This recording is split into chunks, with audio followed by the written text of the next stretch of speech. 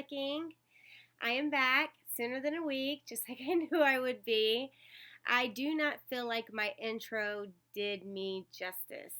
So, what I'm going to do is read you guys my blog intro because I feel like it's more descriptive of who I am and where I am today.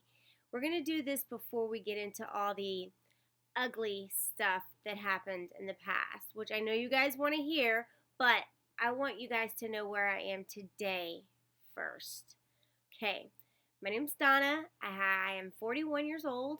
I have two kids, a 16-year-old and a 6-year-old. I have two pets, Max and Bailey. They're both beagles. And I have a wonderful husband named Christopher, who I met in high school, and now we are married and we have a wonderful life. When we got together, we had nothing but he had a Tahoe, a truck, and I had a job, and together we built this beautiful life that we have now, and we own a successful company. So we've come a really long way in the 8 years that we have been together. I was released from prison in August of 2011. That is when my new life began. I came home and kicked straight into mother gear. I got a job, I started college, and I started my new life. Within a couple of months, reconnected with Christopher through Facebook. Haha. We were both fishing and we found each other, and I'm so grateful. I got a taste of my husband in high school, which is pretty cool. I had no idea, couldn't even imagine all of the years later that we would have ended up being married and have a family together. I'm very grateful for my husband. Okay, now I'm going to give you guys a little bit of backstory and history. This is going to be quick, and it's going to be kind of an emotional. I'm going to read it from my blog because I've already written it, and if you haven't read my blog, I want to catch you up so you know who I am and where I've come from. Okay? This is a quick backstory about my life before prison. I was addicted to drugs and alcohol by the time that I was 13 years old. I was a lost soul at a very young age. Growing up, drinking and drugging were the normal in my family, who are all in recovery now. Before I turned 18, I was using any and every drug, doing whatever it took to get my supplies. The first time I went to jail, I was 17 years old. I'm going to push pause on that because I have to go back and remind myself about juvenile, and that counts just as much. I started going to juvenile when I was 14 years old, and it was for stealing from the mall. And later on, I'll give you guys a story time on that if you want it. All you have to do is say it and I'll give it to you. Okay, the first time that I went to jail was 17 years old, and I was adjudicated as an adult. I spent a year, that was my very first time doing time in the county jail, and I was adjudicated as an adult. I don't know if I repeated that or not. If so, forgive me. Over the next few years, I was in and out of jail. My mother, Baker, acted me 27 times. If you want a story about that, I'll give it to you too. It's pretty crazy. My poor mother, I put her through hell. She saved my life, though, more times than I can count. So that's that. Up until this point, I had tried to commit suicide and overdosed many times, but it wasn't my time yet. Thank God. While all of this was happening, I got pregnant with my miracle, greatest gift from God, my son Noah. I tried hard to get clean, but I could not stop. I tried to stop. Finally, the system had enough of me and sentenced me to 2 years in state prison. During the wait in jail is when I first visited the urologist. Shackled hands and feet, wearing a green jumpsuit, and a woman, yet a girl. What a painful, embarrassing memory. The urologist told me that my kidneys were covered in kidney stones. Later, I found out that those kidney stones were made up of cocaine, uric acid, and citric acid. A stone was stuck inside my uterus, and my blood had become septic. Surgery was done immediately to remove the stone, and a stent was placed inside to help drain the backed up urine. I can remember the pain so clearly because they did not give me anything to help reduce the pain. I remember laying on the concrete slab, dying in pain.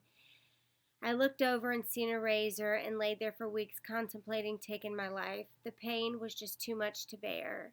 I slowly healed and was sent off to prison.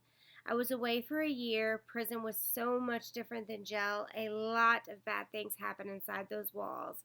I was released with the best intentions. I thought I had learned my lesson, but within a week, I had already relapsed. My addiction came back full force.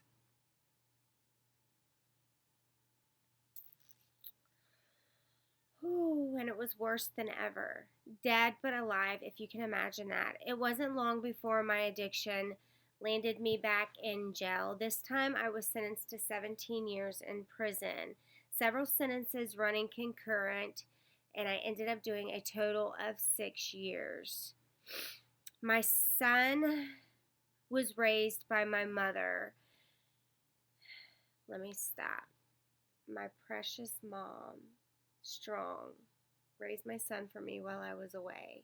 She held him, she taught him, she kept him for me until I could come home and be the best mom that I could be. This is hard, you guys. Okay. All right.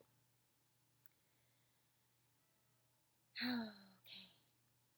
Halfway into my sentence, I had my spiritual awakening and my life changed forever. I will talk more about that later.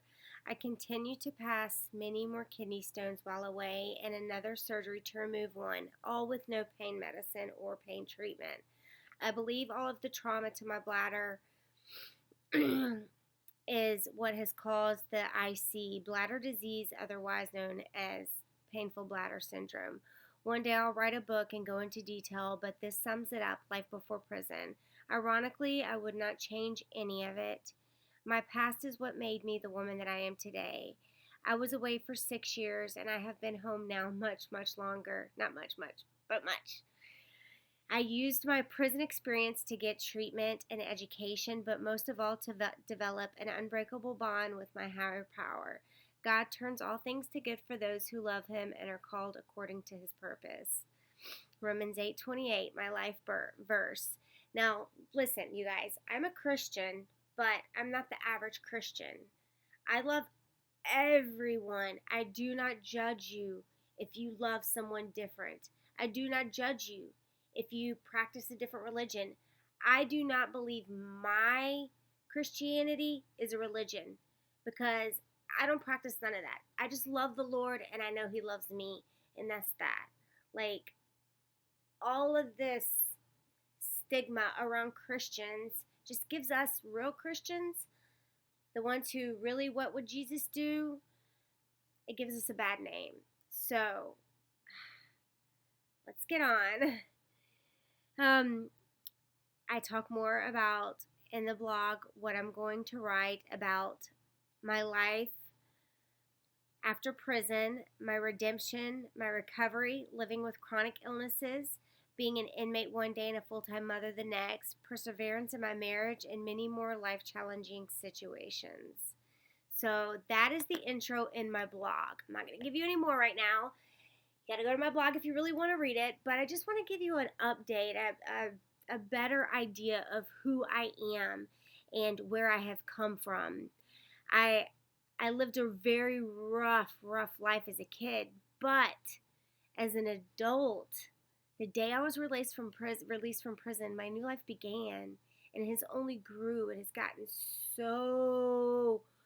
Listen, you guys, I grew up in the hood, and now I live in the suburbs. I live in a beautiful home, and I have everything that I could ever want, dream, need. I haven't been without anything that I've needed since I came home from prison. In prison, they give you a roll of toilet paper a week. Imagine someone with IC. Imagine someone that has to pee 30 times a day. One roll of toilet paper. We'll get into that later. I just want to give you guys a better intro, and I'm going to practice, and I'm going to get better at this, and I'm going to share. I want to share this one story with you guys that happened when I was a young girl, and I ran away, and I was in the newspaper. I still have the newspaper clipping, It's down below in my Instagram. You can find it if you go to my Instagram and take a look at it. It's also in my blog, but I want to get into more detail with you about it because my life, the trauma started at such a young age.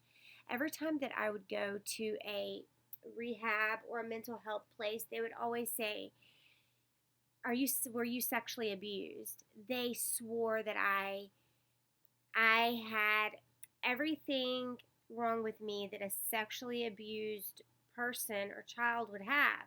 And I'm like, no, I wasn't sexually abused as a child. As an adult, I've been through a lot of bad things, and addiction. A lot of things that I shouldn't be alive. We'll get into that more. But seriously, we'll get on with it. Thank you guys for clicking. Subscribe. I promise more's coming. Thank you for everything. Thank you for your support. I'll see you soon.